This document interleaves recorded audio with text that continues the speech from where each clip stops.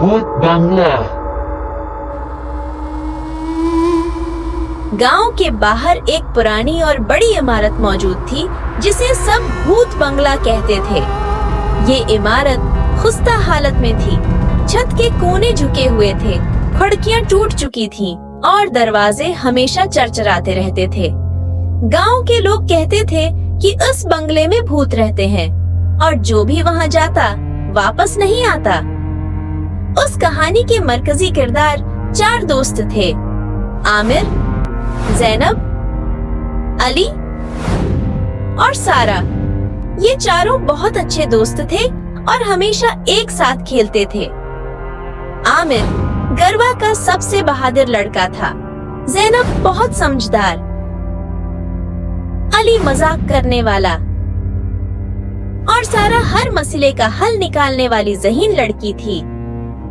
एक दिन ये सब दोस्त भूत बंगले के करीब खेल रहे थे कि अली ने कहा, हमें कभी उस बंगले के अंदर जाकर देखना चाहिए कि वहाँ क्या है। आखिर ये भूत बंगला है या सिर्फ एक अफवाह? ज़ैनब ने थोड़ा डरते हुए कहा, लेकिन लोग कहते हैं कि वहाँ जाना खतरनाक है। आमिर ने अली का साथ देते हुए कहा, हमें अपने डर को हिराना चाहिए। अगर हम सब साथ जाएंगे तो कुछ नहीं होगा। ये चारों दोस्त अगली रात बंगले जाने का फैसला करते हैं। सब ने अपने साथ एक टार्च, पानी की बोतल और ज़ैनब की तजवीज पर एक छोटा कंपास ले लिया ताकि रास्ता न भूलें। रात को जब पूरा गांव सो रहा था, ये चारों चुपके से अपने घरों से निकले और भूत बंगले की तरफ रवाना हुए। वहां पहुंचते ही ज़ैनब ने दब्बे दब्बे अल्फाज में कहा, यहाँ वाकई बहुत डरावना लग रहा है। बंगले के अंदर कदम रखते ही चरचराते दरवाजे की आवाज ने सबको एक लम्हे के लिए खौफजदा कर दिया। लेकिन आमिर ने हिम्मत करते हुए कहा, डरने की जरूरत नहीं, हम सब साथ हैं। बंगले के अंदर माहौल अजीब सा था, हर तरफ धूल और मकड़ियों के जाले थे। अचानक उन्हें एक कमरे से हल्की हल्की आवाजें सुनाई दें।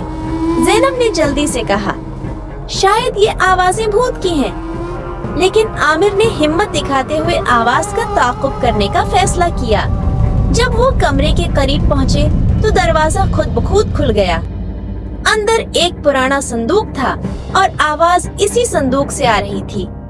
अली ने मजाक में कहा, लगता है भूत इस संदूक में छिपकर हमारी बातें सुन रहा है। आमिर ने हिम्मत करके संदूक खोला तो अंदर एक रेडियो निकला जो खुद ब खुद चल रहा था।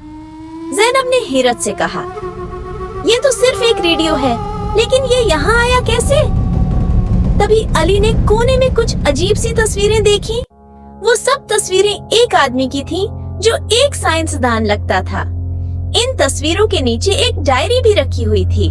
सारा ने डायरी पढ़ना शुरू की तो पता चला कि ये बंगला एक साइंसदान का था जो यहाँ तजर्बे करता था।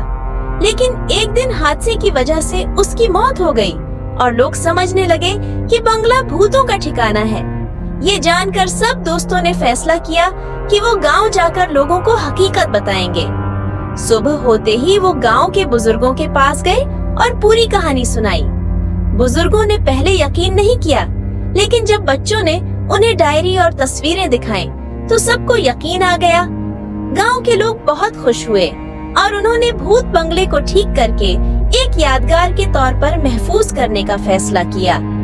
ये कहानी हमें सिखाती है कि खौफ अक्सर हमारे ज़हन की पैदावार होता है और अगर हम हिम्मत और समझदारी से काम लें तो बड़ी से बड़ी मुश्किल को हल कर सकते हैं।